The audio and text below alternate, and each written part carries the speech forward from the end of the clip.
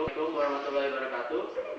Pada kesempatan kali ini kita akan membahas sedikit dan juga berdiskusi mengenai materi kita, di mana ada reaksi substitusi, eliminasi, adisi, dan reaksi redoks.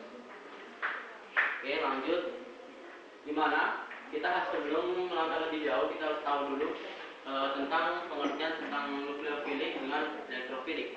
Dimana nukleofilik merupakan spesies atom, ion, molekul yang kaya elektron, sehingga tidak suka akan elektron, tetapi dia akan suka dengan inti atau yang kekurangan elektron. Kemudian elektrofil adalah spesies atau ion yang kekurangan elektron, sehingga dia sulit suka akan elektron. Dimana sebab materi yang kita akan bahas di sini ada reaksi substitusi, ada eliminasi, reaksi adisi, dan reaksi redoks. Nah, sebelum kita langkah lebih jauh, kita harus tahu dulu tentang reaksi substitusi secara umum. Di mana reaksi substitusi merupakan adalah reaksi penggantian yang nantinya akan menggantikan gugus alkil halida untuk dengan gugus pengganti, sehingga menghasilkan produk yang berikatan dengan alkil dengan gugus yang pengganti ini, kemudian ada gugus pergi atau yang dinamakan dengan basic group. Nah, di dalam untuk menghasilkan produk dari alkil halida dan gugus pengganti ini ada yang dinamakan reaksi SN1 dengan SN2. Nah, kita harus mengenal dulu reaksi substitusi. Secara umum, reaksi substitusi merupakan reaksi penggantian. Jadi kita punya reaksi ataupun senyawa yang kita namakan tersier alkohol. Di mana tersier alkohol ini kita akan substitusi gugus OH-nya dengan gugus Cl yang bersifat nukleofil, sehingga kita harus menggunakan katalis asam untuk mengeluarkan OH. Jadi dengan cara penambahan asam, kemudian terikatnya atom OH dengan ikatan atom H ini, selanjutnya akan elektron dengan bermuatan positif dengan karbokation juga bersifat positif, otomatis kecenderungan atom OH H2O ini akan terbentuk dan melepaskan dan membentuk karbokation. Pada saat pembentukan karbokation ini, maka bisa disubstitusi dengan gugus halida, misalkan Cl. Kemudian kita gugus dengan yang Cl bersifat nukleofilik, akan menyerang inti atau karbokation yang kemudian kita hasilkan sebuah senyawa tersier klorida. Lanjut lagi, reaksi substitusi. Sebenarnya di dalam reaksi substitusi ini terjadi ada substitusi nukleofilik dengan elektrofilik, di mana nukleofilik itu penggantian gugus dengan gugus lain mengganti merupakan reaksi nukleofil. Jadi contohnya misalkan kita punya alkil halida, kita reaksinya dengan H2O, dan yang nantinya ada gugus OH yang berada dalam H2O ini akan menggantikan halogennya, kemudian membentuk halogen berikatan dengan atom H. Kemudian ada substitusi elektrofil, di mana gugus pengganti merupakan reaksi elektrofil, di mana yang kecenderungan ini berupa atom H dari aromatik, maka akan membentuk yang bersifat elektrofil dengan H dengan yang bersifat negatif. Lanjut lagi. Nah, kita masuk ke dalam reaksi substitusi nukleofilik. Jadi secara umumnya nukleofilik menyerang alkil halida pada atom karbon hibrida Sp3 yang mengikat halogen, menyebabkan terusirnya halogen oleh nukleofil, di mana reaksi substitusi nukleofiliknya ini kita bisa lihat dari reaksinya bahwa ada senyawa alkil halida. Alkil halida ini apabila kita reaksikan dengan nukleofil netral akan menghasilkan gugus lepas yang bermuatan negatif dengan nukleofil yang bermuatan positif. Dan apabila kita memiliki nukleofil yang bermuatan negatif, maka akan sehingga menggantikan reaksi pada nukleofil tersebut, karbokation menghasilkan alkil dengan nukleofil dengan keluarnya atom yang kita akan sisipi tadi. Kita harus tahu dulu di dalam reaksi nukleofilik terjadi ada namanya SN1 dan SN2. SN1 dan SN2 ini dilihat bahwa apabila SN1 ini terlibat ada tahap lambat hanya satu dari dua reaksi yang terlibat. Jadi dia terjadi karena ada dua mekanisme. Sementara SN2 terjadi karena adanya pada salah satu reaksi dua gugus reaksi itu ikut terlibat. Nah, di sini kita masuk dalam SN1, substitusi nukleofilik unimolekuler atau yang bisa juga dengan SN1. Di mana mekanismenya itu adanya ikatan antar karbon dengan gugus bergi putus secara heterolitik karena pengaruh kepolaran pelarut. Jadi dengan adanya sifat kepolaran pelarut dari adanya sifat yang elektronegatif dengan yang elektropositif, kecenderungan elektronegatif itu akan lepas dahulu. Kemudian nanti disisipi dengan senyawa yang akan kita berikut ini adalah ciri-ciri suatu reaksi yang berjalan melalui mekanisme SN1, di mana kecepatan reaksinya tidak tergantung pada konsentrasi nukleofilik. Jika karbon gugus pergi adalah bersifat chiral, reaksi menyebabkan hilangnya aktivitas optik karena terjadi racemic.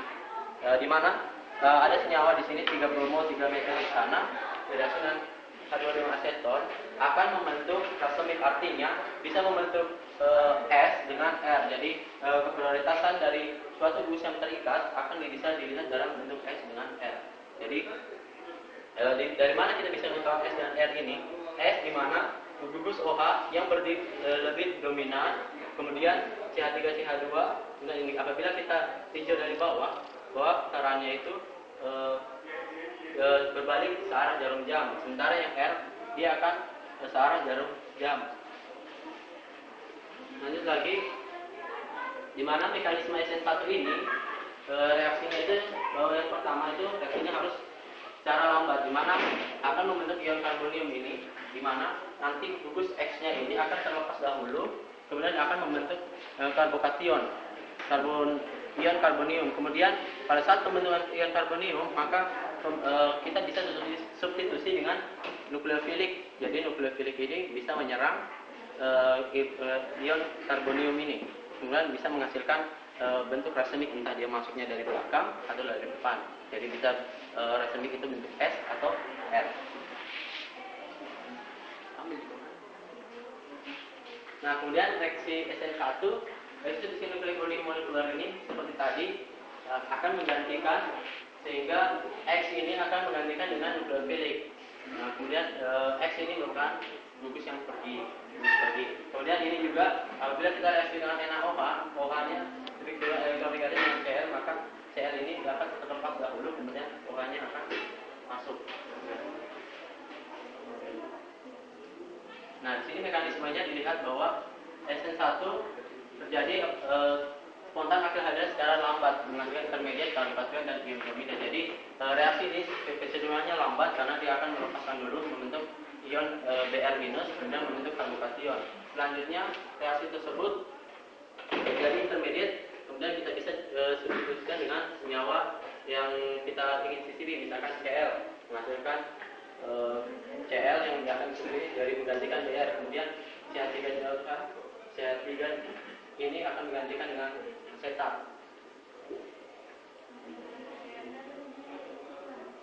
Kemudian mekanismenya SN1 ini, apabila dia itu yang tadi saya katakan bahwa mekanisme reaksi racemic, artinya bisa membentuk R dengan S. Jadi bisa apabila senyawa tersebut diserang dengan dari belakang, maka akan membentuk konversi yang berbeda dengan bentuk aslinya. Kemudian apabila dia menyerang dari depan, maka membentuk seperti OH yang di sebelah sana dengan OH yang sebelah sini. Kita bisa lihat.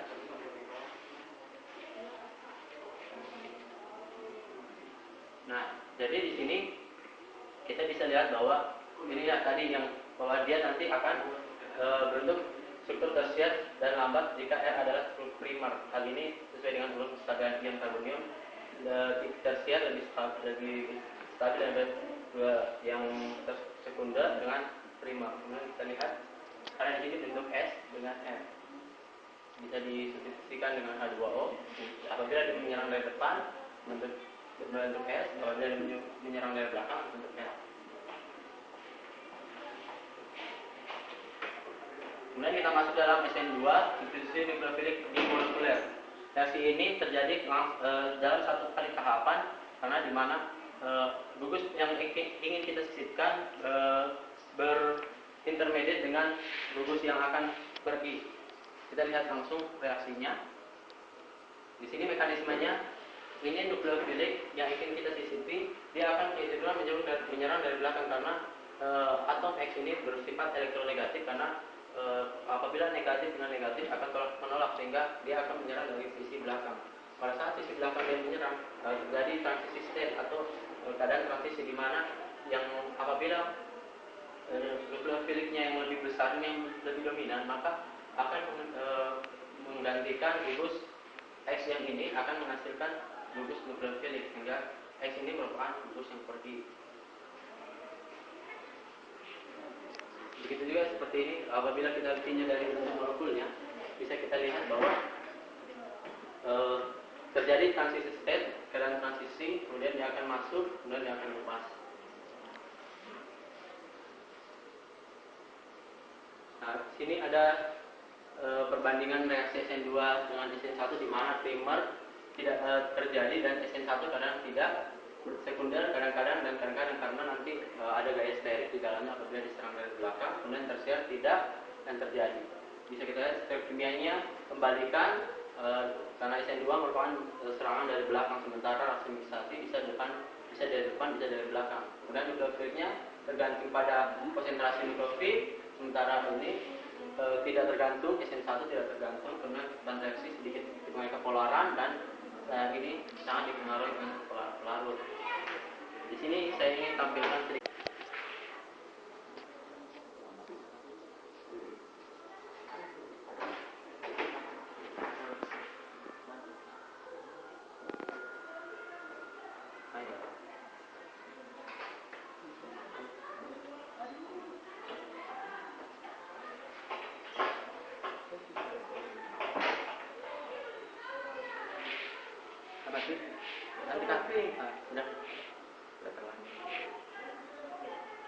Di sini kita lihat bisa SN1, ada SN2 juga mekanismenya di mana gugus SN2 di mana terjadi transisi state, dia akan mendorong. Nah, pada saat transisi state akan berbentuk vertikal, kemudian steernya akan lepas, jadi dia bentuk seperti ini mekanismenya. SN2 ini molekul 3 dimensinya di mana gugus OH akan mendesak gugus Cl. Gugus Cl akan pergi. Nah, pada saat transisi yang apabila yang bersifat elektrofil akan nukleofil akan terlepas, akan melingkarkan.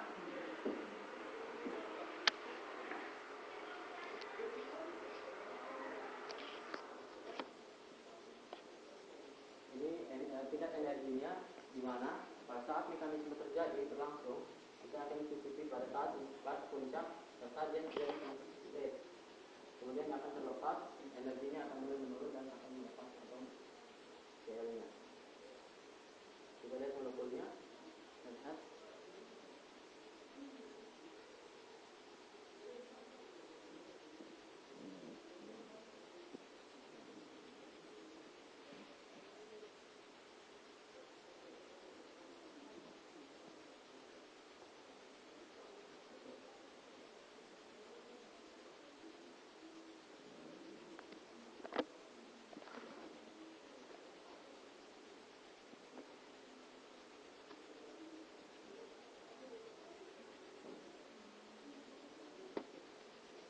Pada bentuk ini yang lebih dominan adalah bentuk R. Jadi nanti apabila diserang dari belakang berputar lagi membentuk X.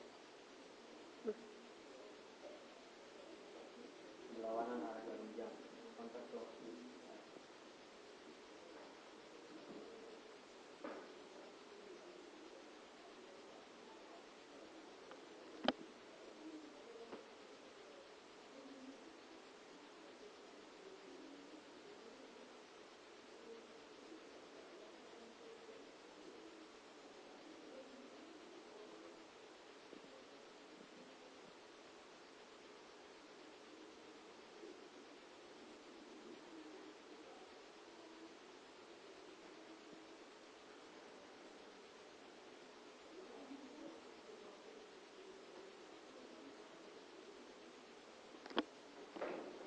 masuk dalam SN1, ya kita lihat animasinya bahwa SN1 terjadi karena ada dua tahap di mana yang pertama itu dia akan lepas dulu, selanjutnya akan disusui dengan hidrofilik.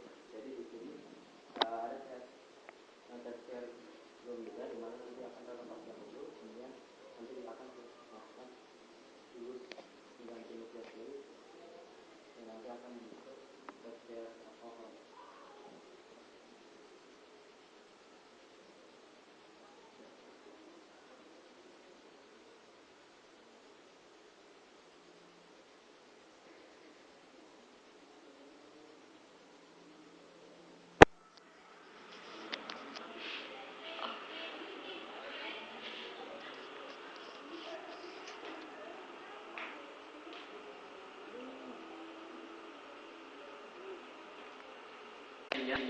Pada saat SN1 terlepas dahulu, kemudian energi akan mulai tersurut, akan bereaksi kembali dengan nukleofil, akan bereaksi kembali, kemudian energinya akan meningkat kembali. Kemudian akan keadaan dasar mulai bentuknya stabilan yang dia akan ditarik kembali dengan atom H2O akan membentuk yang 3COH.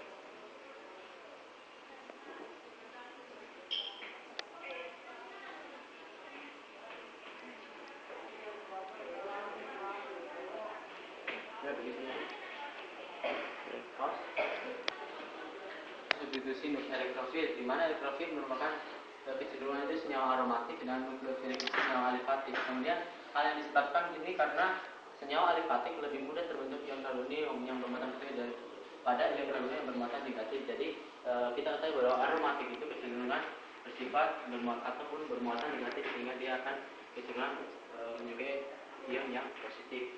Jadi kita lihat di sini, di mana elektrofil yang bermuatan positif, kecenderungan aromatik ini akan berikatan dengan suatu senyawa elektrofil ataupun atom elektrofil, kemudian akan mengisi atom lain terletak di benzene, kemudian akan memberi produk aromatik dengan yang atom yang bersifat elektrofil. Kemudian di sini ada beberapa substitusi elektrofil, di mana halogenasi, di mana terjadi dengan katalis asam lewit dengan aromatik dengan halogen, dengan bentuk juga atom H dengan halogennya. Nitrasi juga demikian, ada dengan senyawa aromatik dengan NO2 dengan H2O, nitrat, sulfonasi, reaksi Crittall-Kraut. Berbagai macam bentuk substitusi elektrofil yang dapat bereaksi dengan senyawa aromatik. Kita masuk dalam reaksi eliminasi. Reaksi eliminasi itu menghilangkan gugus dari suatu senyawa karbon, sehingga akan membentuk suatu senyawa yang memiliki ikatan rangkap dua. Jadi mekanismenya di sini ada eliminasi ini terdapat dua juga, dinamakan E1 dengan kedua, eliminasi 1 dengan eliminasi 2, di mana kita harus reaksikan dengan basa kuat sehingga membentuk produk alkena yang kita inginkan. Kemudian kita bisa lihat di dalam reaksi E1, reaksi E1 ini terjadi seperti dengan SN1 dengan dua tahap, di mana tahap pertama akan membentuk ion karbonium terlebih dahulu karena gugus Bayer akan gugus pergi yang baik. Kemudian membentuk C karbonium. Pada saat karbonium ini bisa diserang dengan ion yang negatif untuk mengambil atom H yang berikatan pada CH3. Kemudian akan CH3 ini satu elektronnya elektron yang di sini akan berikatan dengan atom karbonium sehingga membentuk alkena rangkap dua. Selanjutnya reaksi E2. Reaksi E2 ini terjadi langsung secara satu kali ataupun dalam satu mekanisme langsung terjadi reaksi E2, di mana ion yang bersifat negatif ini akan cenderung menyerang atom H, kemudian H ini pergi tidak membawa tidak membawa elektron, sehingga elektron yang di sini akan mendorong ke C yang bersifat yang berkaitan dengan Br, kemudian menggeser Br untuk lepas, sehingga menghasilkan propena rangkap 2 dengan Br nya akan lepas dengan Br minus dengan CH3. Selanjutnya, perbedaan reaksi substitusi dengan eliminasi ini kita bisa lihat bahwa apabila substitusi, maka nukleofilnya akan menggantikan yang halogennya misalkan. Kemudian eliminasi membentuk rangkap alkena, kemudian menghasilkan nukleofil dengan atom A, kemudian X-nya akan lepas bentuk yang bersifat negatif. Selanjutnya, reaksi adisi. Reaksi adisi ini terjadi dua tahap, di mana reaksi adisi ini pemutusan ikatan rangkap menjadi ikatan tunggal, di mana kita harus menggunakan elektrofil yang reaksinya itu secara lambat, di mana reaksi elektrofil ini yang elektron yang berikatan rangkap ini akan kemudian mengikat yang bersifat elektrofil membentuk ion yang positif, kemudian ini elektronnya membentuk ikatan. Selanjutnya, pada saat yang positif ini bisa kita substitusi dengan nukleofil, sehingga akan membentuk nukleofil dengan yang jadi kita harus memulai dari yang bersifat elektrofil dulu, yang bersifat ion positif. Selanjutnya, di mana mekanismenya seperti ini. Misalkan kita punya HBr, H ini elektronnya diambil dengan Br untuk ion H+. Ada H+, H diikat dengan atom yang berikatan rangkap 2 ini alkena, maka H ini pergi tidak membawa elektron. Elektronnya akan diikatkan dengan Br itu telah membentuk dekarbonium, dan kemudian akan terjadi ikatan antara Br dengan ion yang positif, karena Br bersifat elektron negatif karena elektronnya dibawa diambil dengan Br, kemudian akan menghasilkan H akan berkaitan dengan C, kemudian Br akan berkaitan dengan bersifat positif, membentuk dari ikatan rangkap 2 menjadi rangkap 1. Hasil nukleofil di mana tahapan 1 ini bisa jadi nukleofil bisa menyerang inti, menyerang karbonnya nukleofil sakit, kemudian akan menggeser elektron yang berada di sini, kemudian akan membentuk C yang bersifat negatif. Setelah negatif di sini kita menggunakan elektrofil yang bersifat positif, kemudian kita akan membentuk hasil yang saya inginkan. Di mana reaksi ini reaksi khusus untuk HX di mana terhadap senyawa C rangkap 2 CZ, terus ini mendominasi di lokal elektron pada senyawa intermediate. Untuk bagaimana mekanisme seperti ini? Nah, pada saat mekanisme seperti itu yang digambar di sini terjadi resonansi karena ada aliran elektron untuk stabilan dari gugus tersebut. Jadi ada aliran elektron kemudian masuk kembali, kemudian ada yang bergerak seperti itu. Di mana dari resonansi tersebut kita bisa menambahkan gugus HZ, di mana atom H dengan misalkan halogennya, kemudian kita bisa menunjukkan penambahan gugus H yang ini bersifat elektronegatif akan menyerang yang bersifat positif. H ini akan lepas dengan akan terlepas. Seperti itu juga. Kemudian untuk resonansi yang kedua bisa membentuk atom H untuk menambah pada CH itu membentuk CH2 dari resonansi kedua tersebut. Di mana kita tahu ada namanya adisi Markovnikov, di mana adisi Markovnikov ini ditemukan pada 1869 dengan seorang ahli kimia Vladimir Markovnikov. Nah, dalam adisi ini pada alkena asimetris, jadi atom H akan menuju atom C dikatakan yang telah lebih banyak mengikat atom H. Jadi kita bisa lihat bahwa di sini direaksikan dengan HBr, kecenderungan akan membentuk yang lebih stabil. Jadi lebih stabilnya adalah reaksi yang nomor 2 karena dia akan mengikat pada atom C yang lebih banyak dibandingkan atom C yang berkaitan dengan rangkap 2 yang di tengah.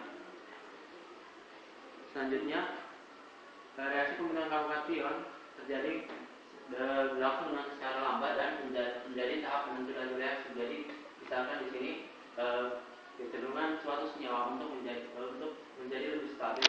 Maka apabila kita mengadisi rangkap 2 menjadi rangkap 1, maka atom H-nya ini akan kecenderungan atau CH2 ini akan mengikat atom H, kemudian membentuk karbokation. Karbokation ini kecenderungan untuk menstabilkan muatan, maka bisa terbentuknya CH3 ini berpindah ke C nomor 2. Kemudian pada saat ini terbentuk karbokation yang untuk C3. Jadi bisa kita substitusikan dengan yang bersifat nukleofilik. Untuk reaksinya, apabila reaksi dengan HCl berbentuk 2 kloropentana dan 1 kloropentana, ini tidak mungkin terjadi karena kecenderungan lebih membentuk 2 kloropentana karena untuk kestabilan karbokation dan distribusi elektron yang berat membentuk Cl. Adisi antimakromikro dengan HBr, di mana reaksi ini terjadi karena adanya gugus peroksida oksigen yang nantinya ada radikal bebas terbentuk. Jadi dari radikal bebas tersebut maka akan terbentuk membentangkan dari reaksi antimakromikro, sehingga radikal bebas akan lebih stabil, akan membentuk masuk di sini dibandingkan yang CH2 yang nomor 1 dengan nomor 2. Lebih stabil lebih yang nomor 2 dibanding nomor 1.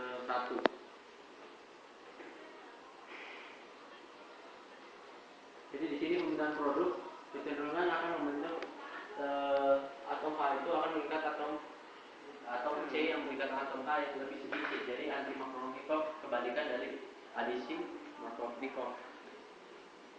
Kemudian reaksi redoks dibawakan dengan teman saya, Novianti Rasmi. Baik, saya akan menjelaskan tentang reaksi redoks atau reaksi oksidasi dan reduksi. Di mana reaksi redoks terdapat 3 konsep. Yang pertama itu berdasarkan pengikatan dan pelepassan oksigen. Kemudian yang kedua berdasarkan pengikatan dan pelepassan elektron. Dan yang ketiga berdasarkan perubahan bilangan oksidasi. Yang pertama itu berdasarkan pengikatan dan pelepasan oksigen, di mana reaksi oksidasi reaksi pengikatan oksigen oleh suatu unsur menjadi senyawa oksidasinya. Contohnya seperti 4Fe tambah 3O2 menghasilkan 2Fe2O3. Kemudian 2N tambah O2 menghasilkan 2NO. Di mana di sini 4Fe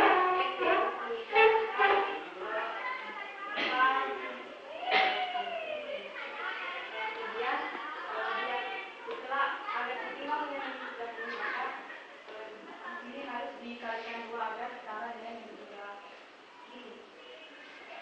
Kemudian reaksi reduksi atau reaksi pelepasan oksigen oleh suatu unsur. Contohnya seperti 2KCl3 menghasilkan 2KCl tambah 3O2. Pengikatan dan pelepasan elektron.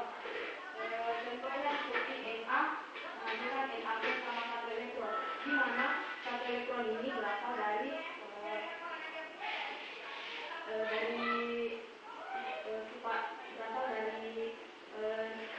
pelepasan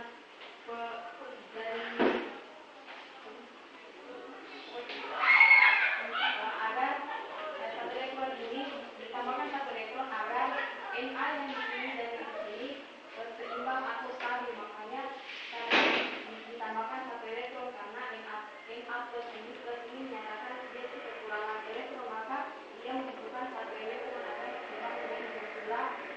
Jadi sama halnya dengan Al menghasilkan Al3+ sama 3 elektron itu berasal dari nol. Kemudian reaksi reduksi, reaksi pengikatan elektron contohnya itu Cl tambah 1 elektron, di mana menghasilkan Cl-. Cl-nya itu berasal dari 1 elektronnya ini, setara.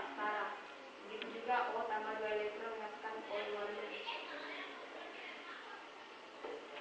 Kemudian yang ketiga berdasarkan perubahan bilangan oksidasi.